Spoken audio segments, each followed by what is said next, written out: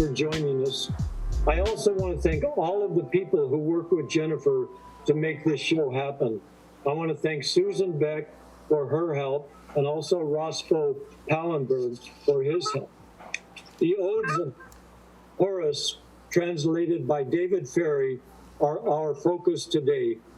David Ferry wrote in his introduction, Horace Quintus Horatius Flaccus was born in Italy in 65 BCE. His father was a well-to-do freedman who saw to it that his gifted son received a good education, first in Rome and then in Athens. While in Athens, Horace joined the army of Brutus 2 years after the assassination of Julius Caesar.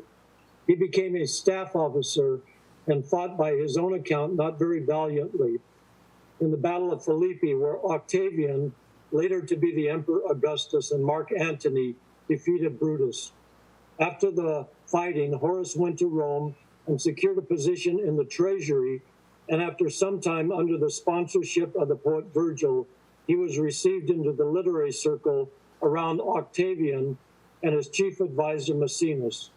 Maecenas especially became a close friend as well as Horace's patron.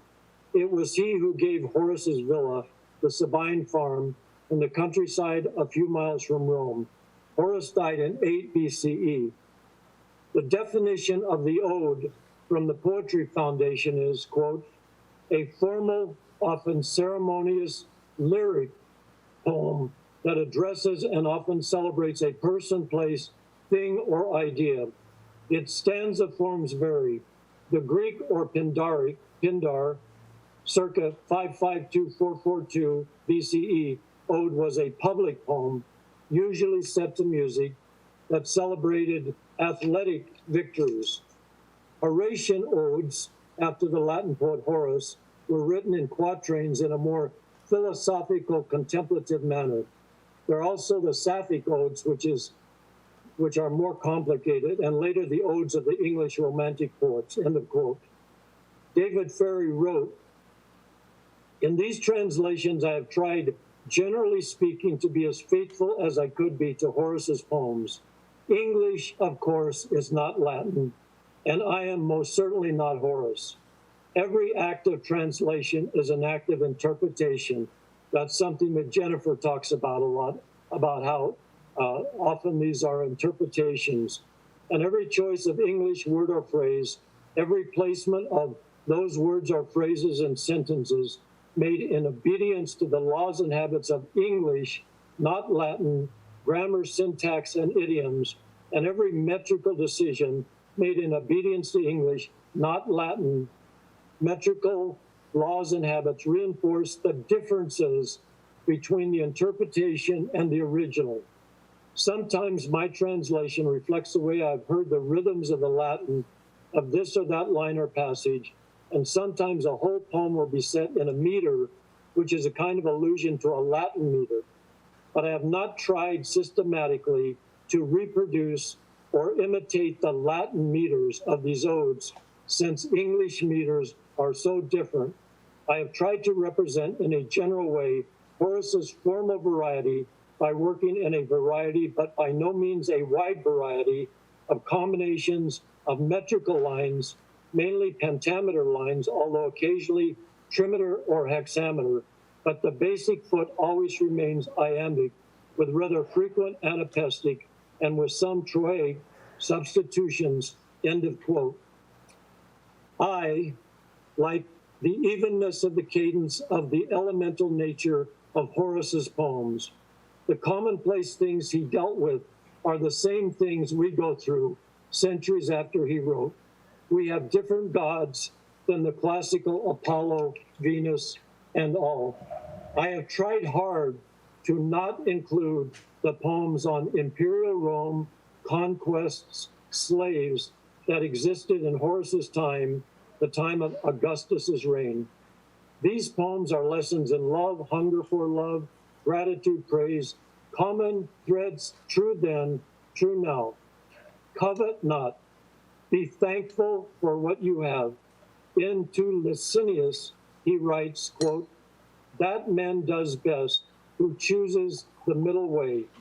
Horace ends, quote, Be resolute when things are going against you, but shorten sail when the fair wind blows too strong. End of quote.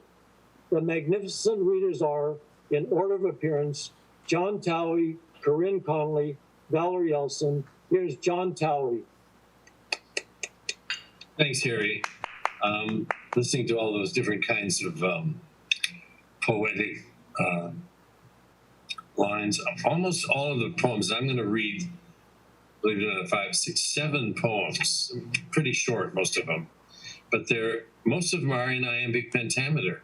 So they're 5 feet to each one. Not all of them, but most of them. Okay, the first one I'm going to read is called To Maecenas. Maecenas, you descended from many kings, oh, you who are my stay and my delight. There is the man whose glory it is to be so famous, even the gods have heard the story of how his chariot raised Olympic dust, the dazzling wheel making the smoky turn. And there is he whose bliss it is to be carried up to the honors of office on the shifting shoulders of the crowd. And he whose pride is that his barns hold everything that can be gathered from the Libyan fields of grain. And there's the man who with his little hoe breaks the hard soil of his poor father's farm. But all the money there is could never persuade him to venture out on the sea, a quaking sailor. And a fearful trader in his wallowing vessel, as the storm comes on, longs for his native village and longs for the quiet fields surrounding it. And then, of course, next year, refits his ship, unable to forego the profit of it. And there's the man who likes his cup of wine, taking his ease in the busiest time of the day, under the shady boughs of the green arbutus, or near the secret source of some murmuring brook.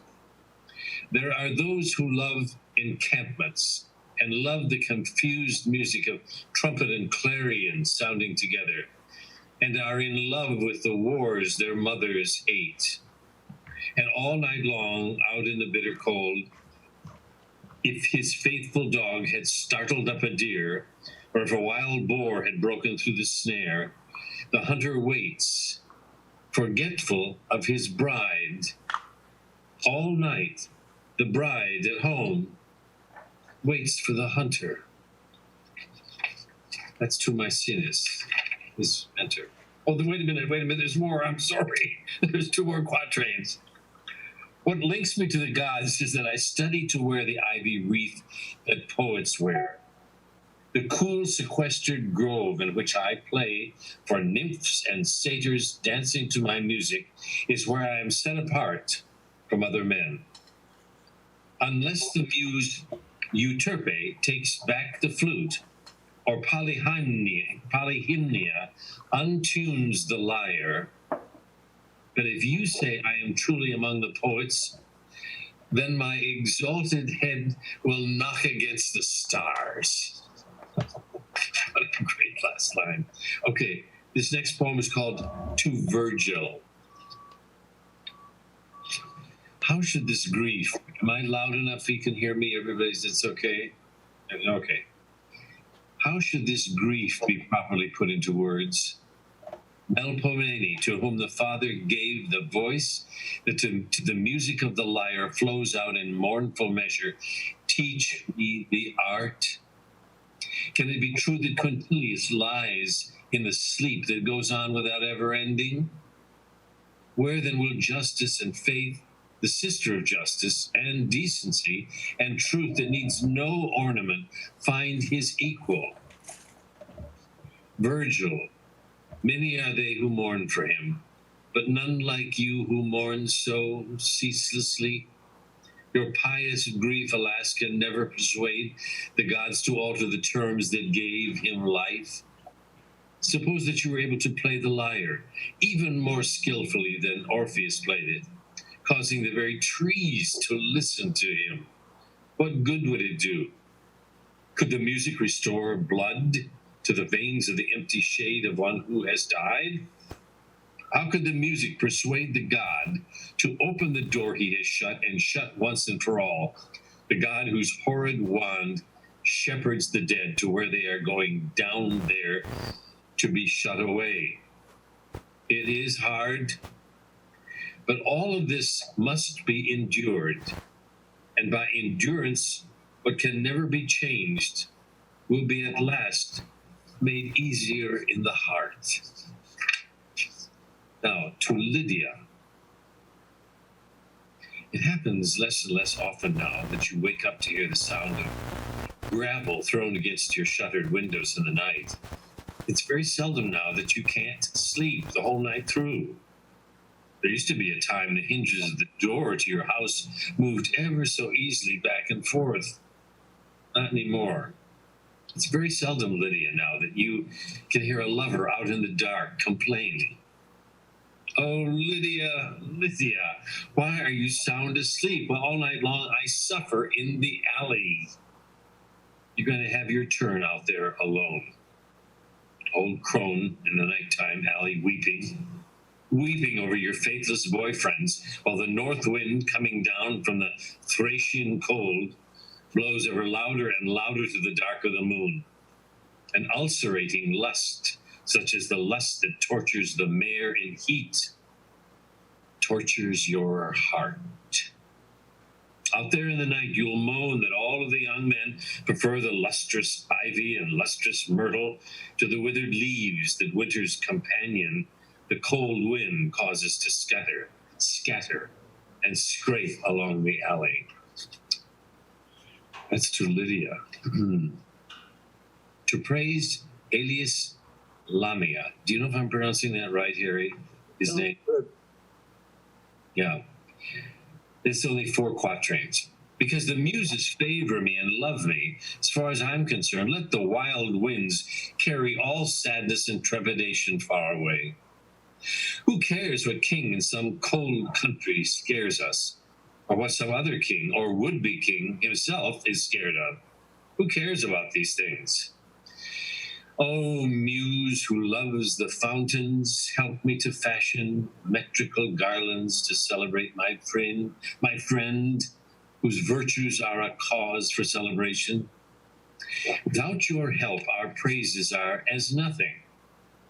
Grant us new harmonies and grant new measures to guarantee this celebration forever. This is called a prayer.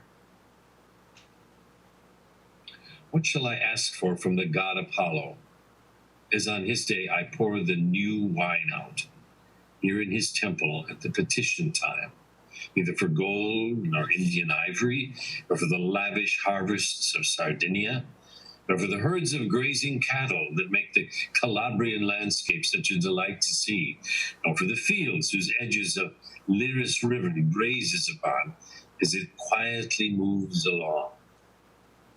Let those to whom the privilege has been given prune their vines that grow the Calarian wine the merchant pours out into his golden wine glass, which he has brought with what he got for trading with what he brought from Syria this year. He who's so favored by all the gods that he can go out upon the dangerous Atlantic time after time and come back safe and sound. But as for me, my simple meal consists of chicory and mallow from the garden and olives from the little olive tree. Apollo, grant that I be satisfied with what I have as what I ought to have, and that I live my old age out with honor, in health and mind and body, doing my work. This is called To an Old Comrade in the Army of Brutus.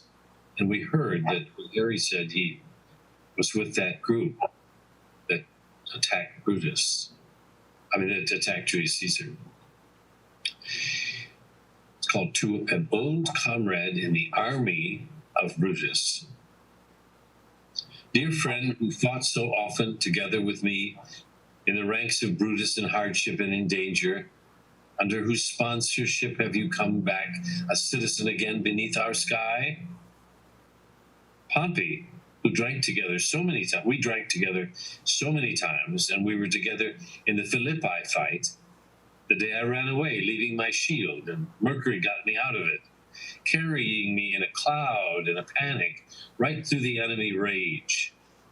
But the undertow of a wave carried you back into the boiling waters of the war. Come, stretch your weary legs out under this tree. Let's dedicate a feast to Jupiter, just as we told each other we'd do someday. I've got good food to eat, good wine to drink. Come, celebrate old friendship under the laurel. Okay, one more. It's called to Licinius. You'll do better, Licinius, not to spend your life venturing too far out on the dangerous waters, or else for fear of storms, staying too close in to the dangerous rocky shoreline. That man does best who chooses the middle way, so he doesn't end up living under a roof that's going to ruin, or in some gorgeous mansion everyone envies. The tallest pine shakes most in a windstorm. The loftiest tower falls down with the loudest crash. The lightning bolt heads straight for the mountaintop. Always expect reversals. Be hopeful in trouble. Be worried when things go too well. That's how it is for the man whose heart is ready for anything. It's true that Jupiter brings on the hard winters. It's also true that Jupiter takes them away. If things are bad right now, they won't always be. Apollo isn't always drawing his bow. There are times when he takes up his lyre and plays, and awakens the music, sleeping upon the strings. Be resolute when things are going against you, but shorten sail when the fair wind blows too strong. That was great. Thank you, John. Next up is Corinne Conley. Thank you, Harry. We'll start with To Quintius Hirpinus. Don't worry so much about whatever it is the Cantabrians in Iberia might be planning, or the war-loving Scythians on the other side of the Adriatic. Life's too short for that. Youth and good looks go by pretty fast after all, and we go on getting older. The pleasures of sex get to be less and less than they used to be, and easy sleeps no longer so easily come by. Flowers don't bloom forever, and as for the moon, it never stays the same. The brightness dims. Why weary yourself staring into the dark, trying to see what eyes are unable to see? Let's have a drink under the olive trees. Bacchus helps out. Where is the servant to send to fetch some brook water to water this wine a little? Who'll go looking for Leda? Persuade her to come with her ivory lyre to sing and play us some music here under the trees. Beautiful Leda, with her hair arranged as in the Laconian fashion, pinned up behind in an elegant, simple knot.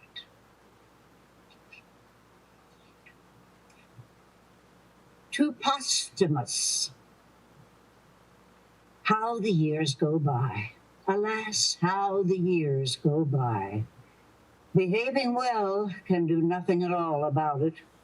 Wrinkles will come, old age will come, and death, indomitable. Nothing at all will work. Offer in pledge 300 oxen a day. Unweeping Pluto will never be appeased. Giants he holds in thrall down there forever, on the other bank of that dark stream that all who eat and drink the good things of the earth must cross at last, whoever they may be. Rich man or poor man, whatever, it doesn't matter. In vain that you fear what's born on the sick south wind. In vain that you survived the bloody field. In vain that you made for port, having ridden out the terrible storm that time on the Adriatic. It doesn't matter at all. However, it happens. Each one of us shall come to see the black river Cochitos wandering through the region where Danaus's wicked daughters endlessly suffer, and Sisyphus forever labors on. Each one of us must leave the earth he loves, and leave his home, and leave his tender wife, and leave the trees he planted and took good care of. Only the cypress grows along those banks.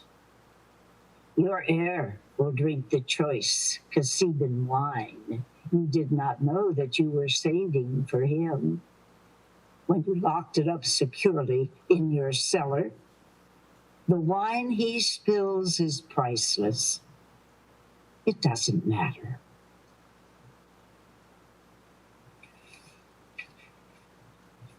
To the Muses.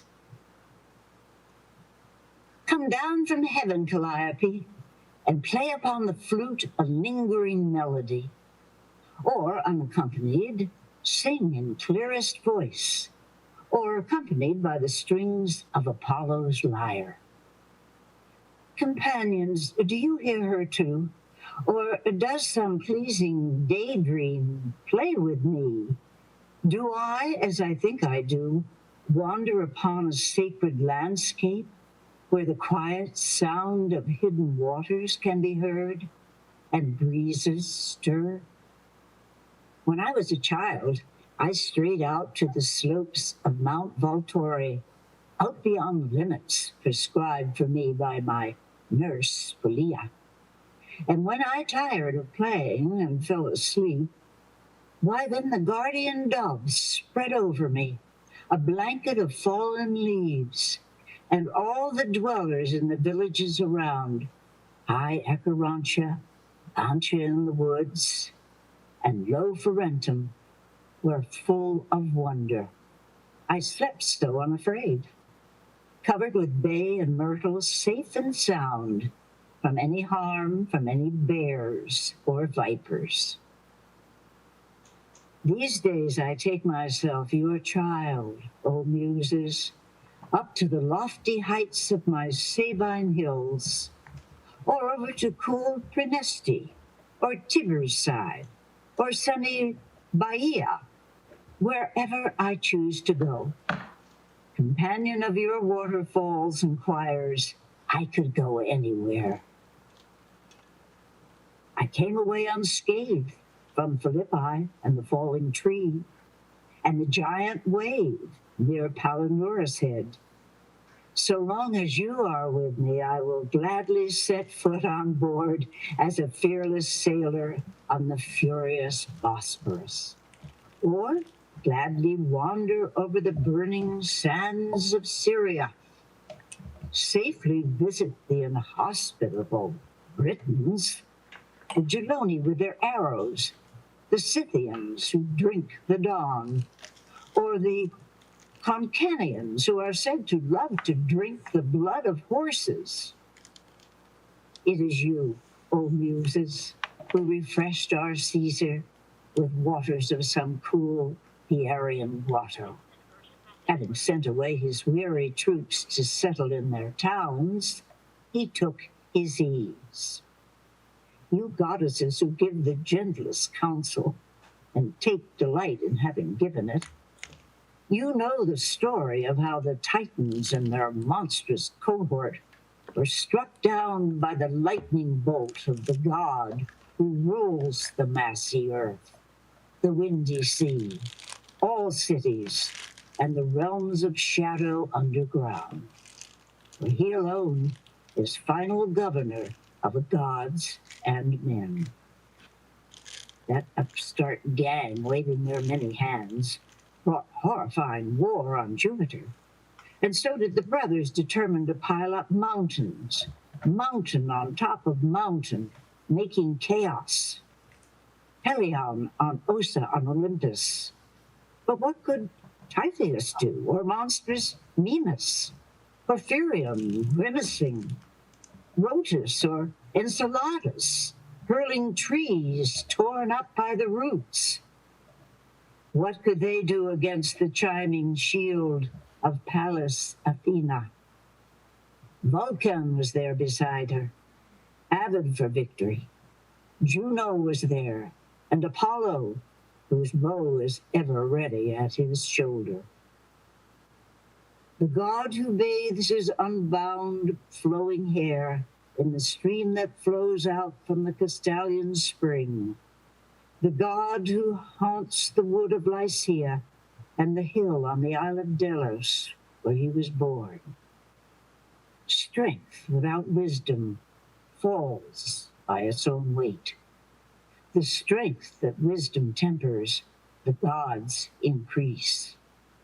The gods abhor that strength whose heart knows nothing but what impiety is, and is punished.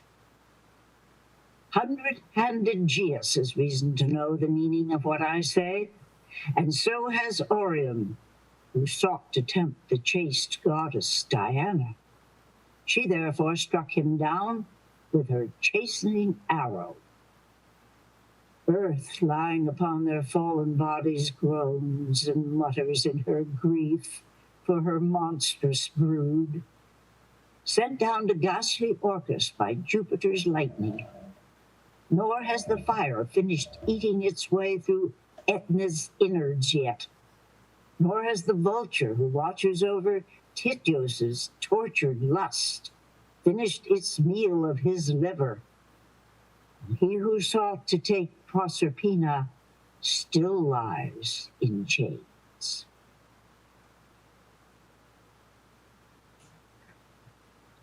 Now, the return of Augustus from Spain.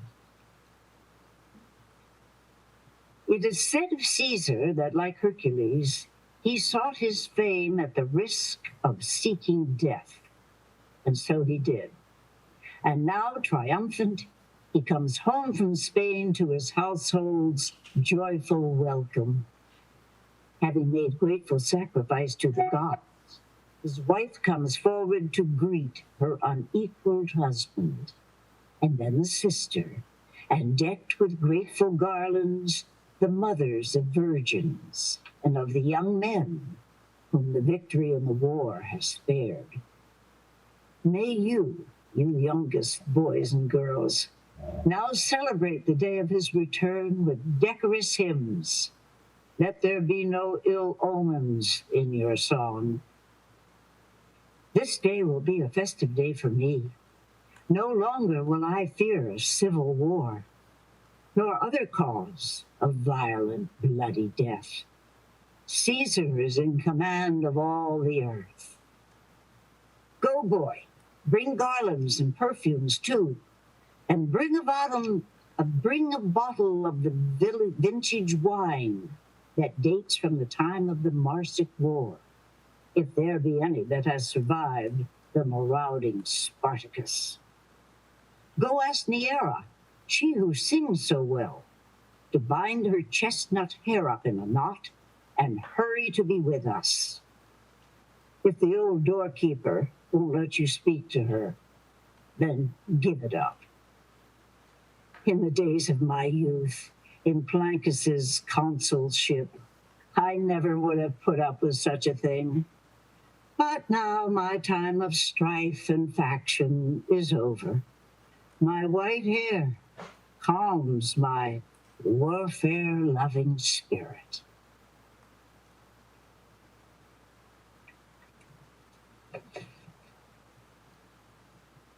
Another ode to Maecenas. Watchdogs watching, thick tower walls, oak doors. Such things would have been quite sufficient to keep the lovers of Danae from getting in by night to where she was, locked up from them. But Jupiter and Venus only laughed, because they knew the way to get in was easy. Jupiter had but to turn himself into gold.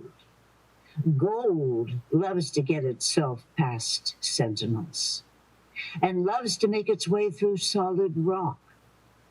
Gold has more power than Jupiter's lightning bolts, Gold brought the house of Argive profit down.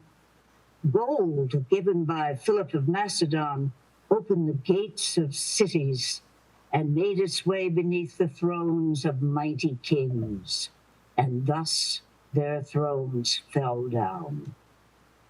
The more the money grows, the more the greed grows too. Also, the anxiety of the greed. Maecenas, glory of simple knighthood. This is the reason I myself was always afraid of too much ambition and of rising too high. The more a man can do without, the more the gods will do for him.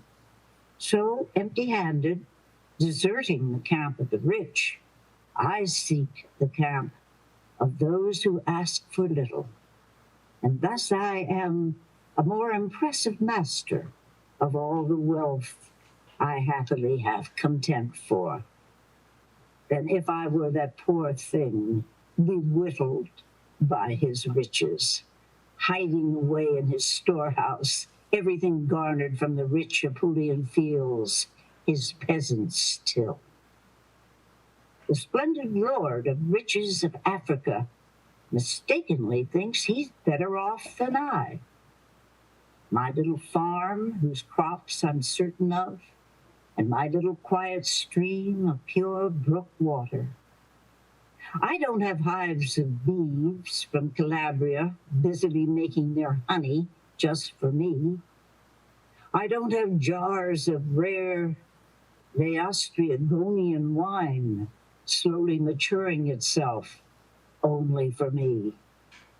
I have no Gallic pasture lands where sheep are growing their wool exclusively for me. I don't have poverty either to worry about. And if I were in need of anything more, I know Maecenas would not deny it to me. The less I want, the more I seem to have. That's better than if I owned what Midas owned, combined with everything that Croesus owned. Want much, lack much.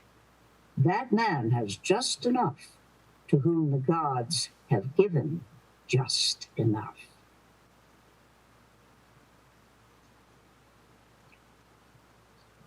Now, to a jar of Massic wine. Corvinus has called for a mellower wine. Therefore, O virtuous jar, born the same year I was, in the consulship of Manlius, appear, descend, and bring forth whatever there may be.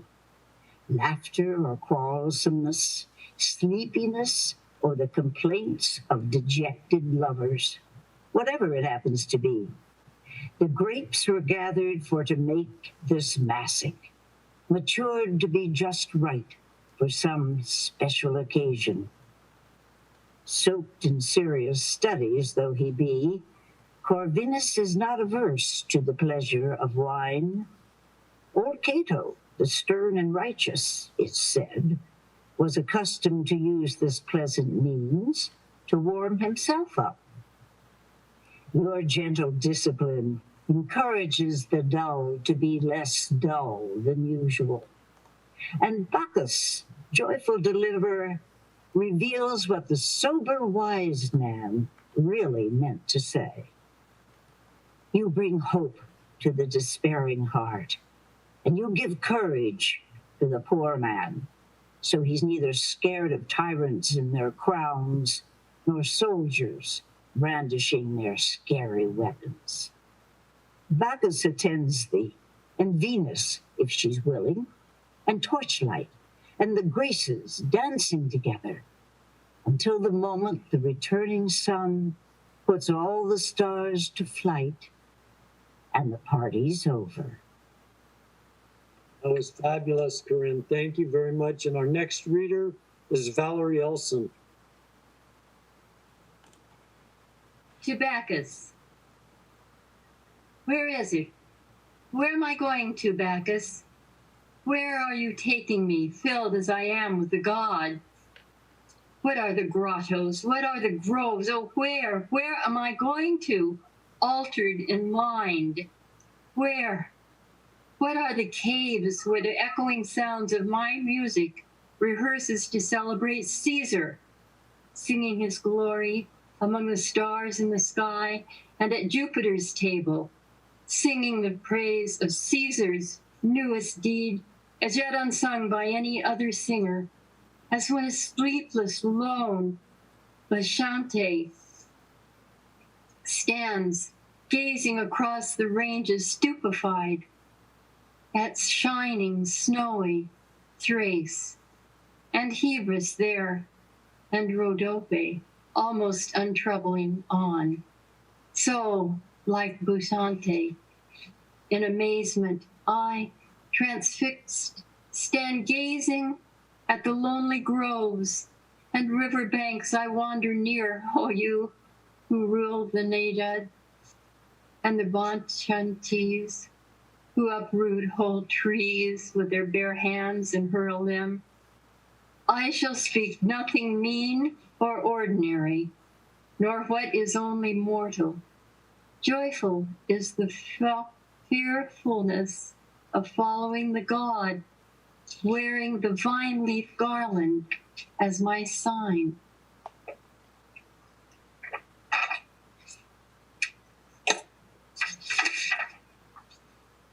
Maecenas, descendant of many Tuscan kings, there's a jar of excellent country wine at my house, unopened, pure, saved specially for you, and garlands of roses and oil of balsam too, to anoint your hair.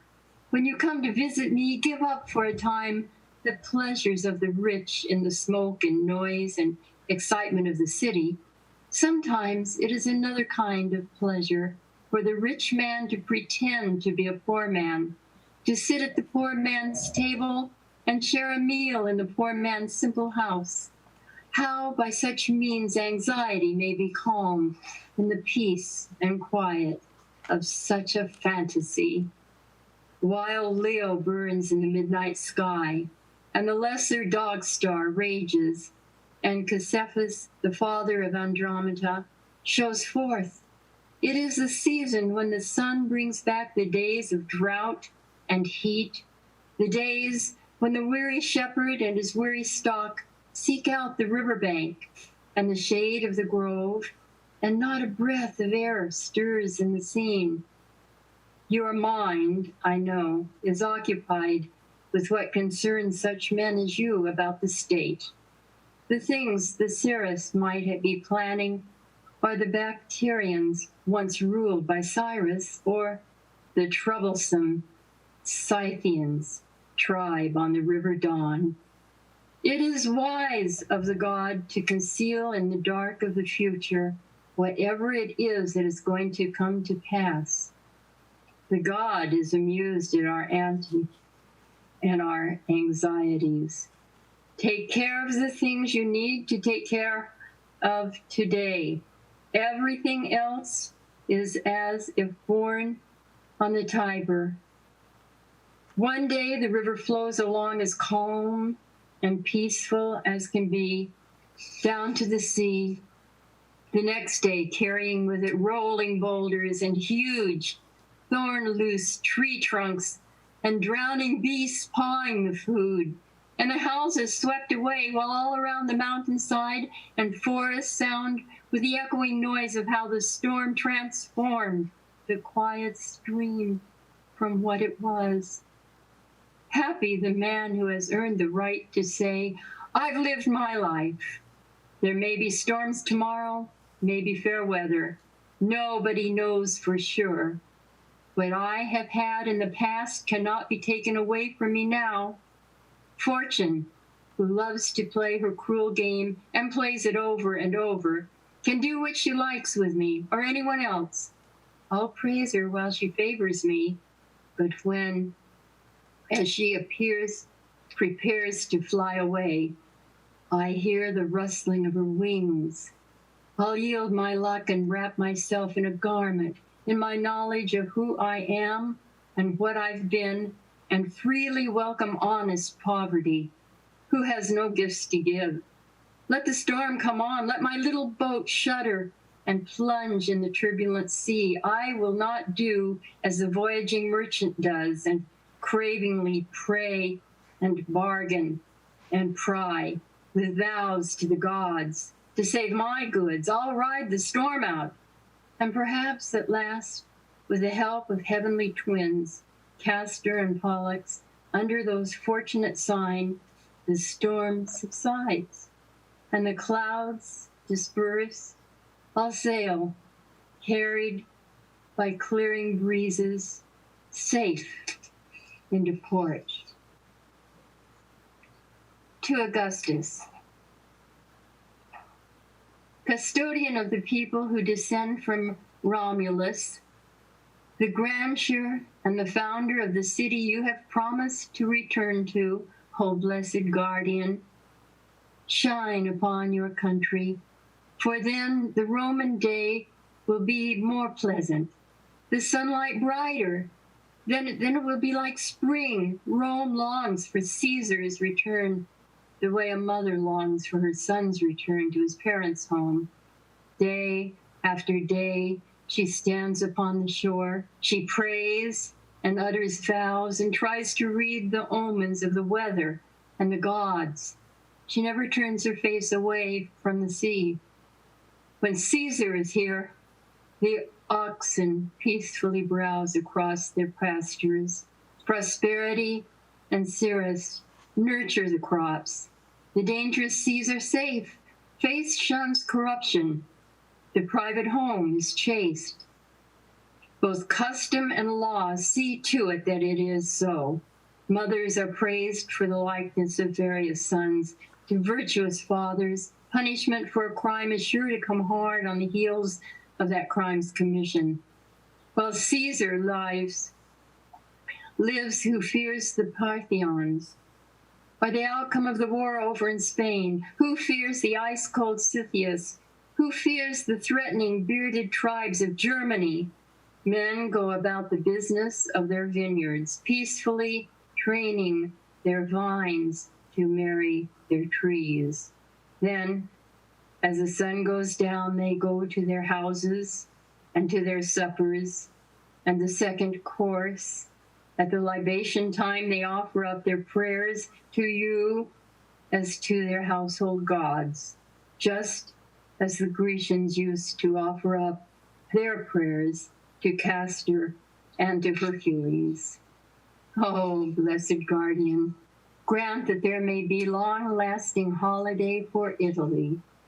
Thus the prayer we make when the day begins, thus with our wine we pray when the sun goes down. To Censorinus. If I had plenty of money, Censorius, I could give other kinds of presents to my friends, bowls and bronzes and tripods, antique Greek treasures, things painted by Perhesius, or things that Scopas sculpted, skillfully representing gods or heroes, and you would be by no means at least of these. But I don't have the power to give any such gifts, nor do you need such trifles. It is poetry you love. It is poetry I can give, and I know its worth. Marble can tell the story of what the dead hero did, bring him back to life engraved in stone, of how Hannibal fled his threats on his own head, and how Scipio, by his African conquest, came home with a new name. But stone cannot tell as well as poetry can the tale. Not would you have the praise you merit if your story went unwritten. Who would Romulus be? The son of Ilion and the son of Mars had silence, envious of his deeds, held back the telling. And who was it who rescued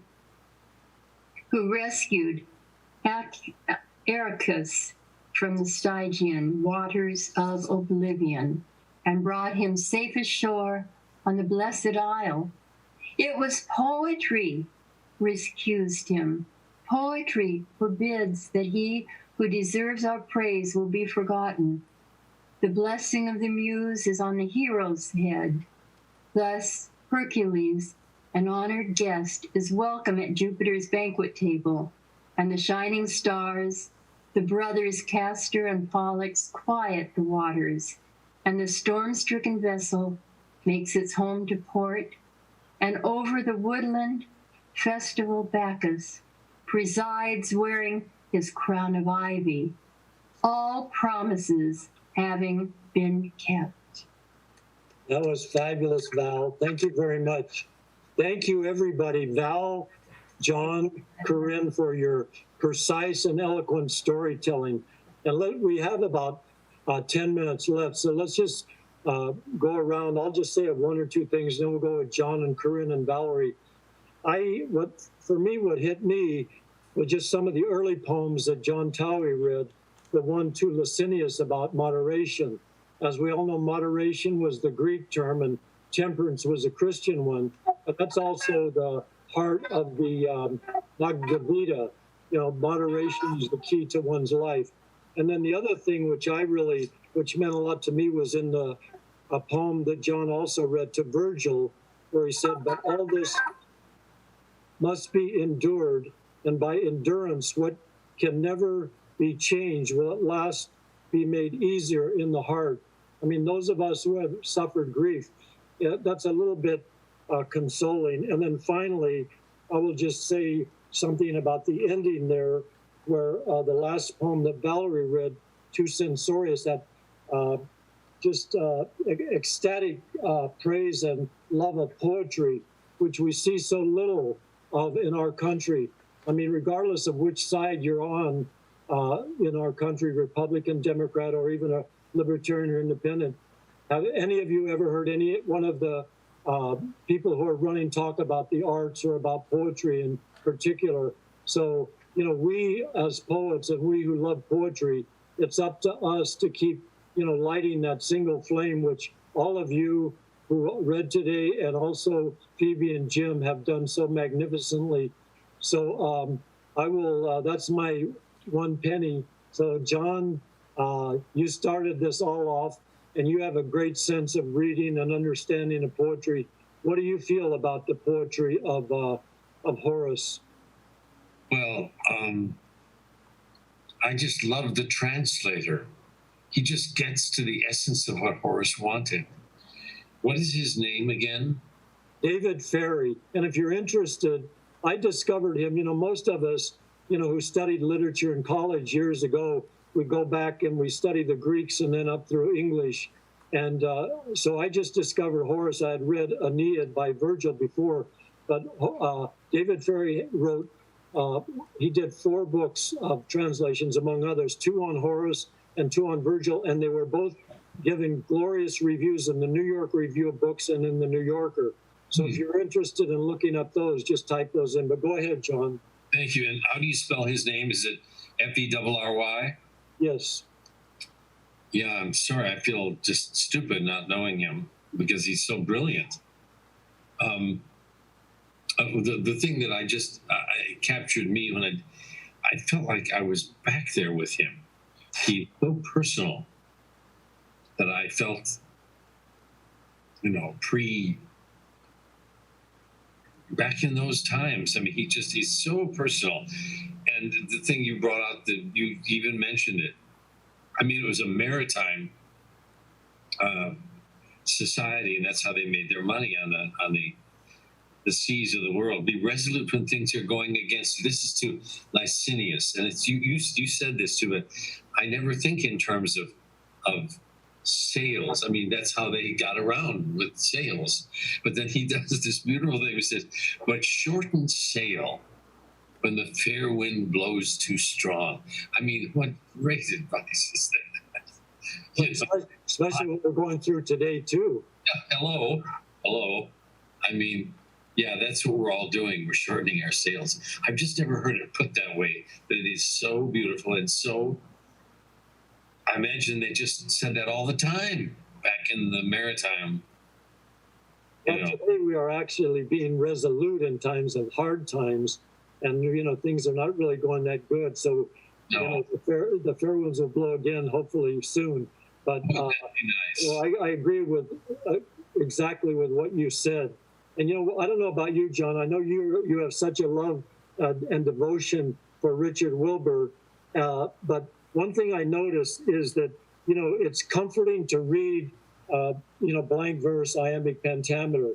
The other thing which I notice on the other side is that you take a poet like Joy Harjo, which we have read here, and the more personal, even though this is personal, the more personal, short and long lines and the different breath lines, it's a little more immediate. But the reading, just in terms of reading, I don't think you can get away, or I don't think anything can supersede, iambic pentameter or blank verse in reading a long work. But that's just my personal opinion. I love free verse, obviously. All right, John, did you want to say anything else, or you want to go to Corinne? I think that's it. I was surprised by how personal it became. And I don't read Latin, but it's so personal. That's all. I was surprised. That's all. Corinne, what would you like to add? Well, I always feel when I'm reading him, I'm always amazed that it just sounds so contemporary. Yeah. All his advice and everything we can take today and use today. You were talking about John reading about being moderate and temperate and what have you, but I had quite a lot of praise for Bacchus. It seems that there were some pretty heavy drinkers there.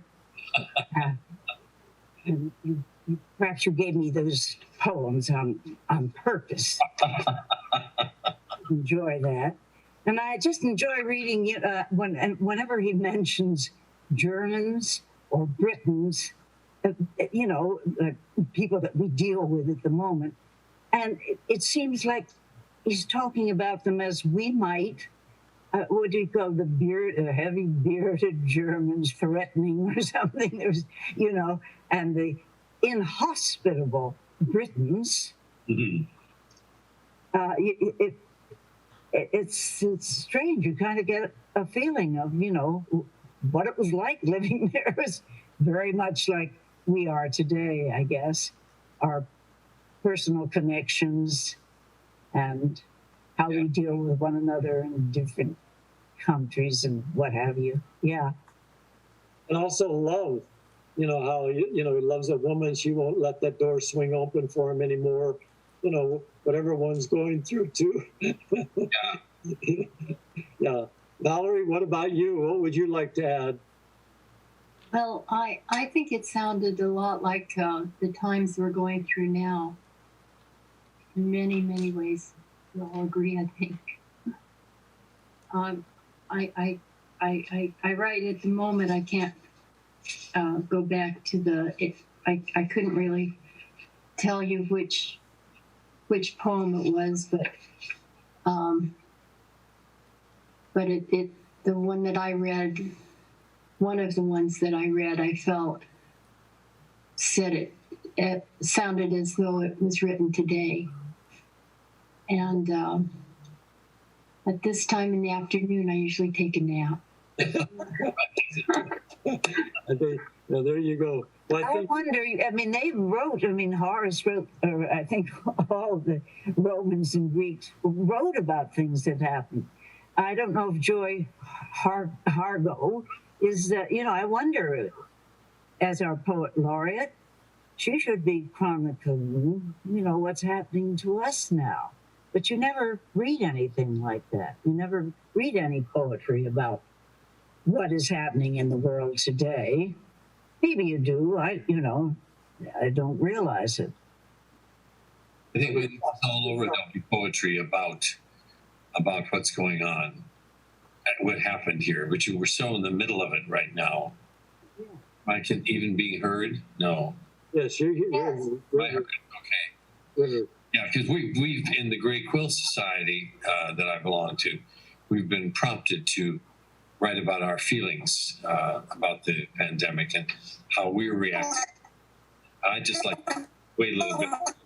It's over with. Well, So there are people who are writing about what's going on today. I mean, get back to Joy Harjo for a minute. She wrote, on 9/11, I read a poem of hers that she wrote about 9/11. Okay, that's 19 years ago. But there are people writing today, and there are a lot of people who are also writing their journals about what's going on.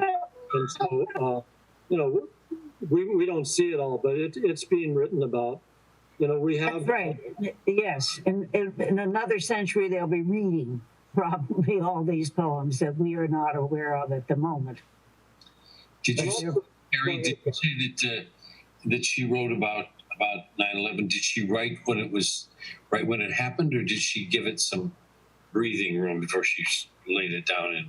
I don't know the exact time period, but she did write. Her take on it was she went back to, the people who came here and conquered the Native Americans. So she had a whole different outlook on it, more mystic and more tied to the earth than others.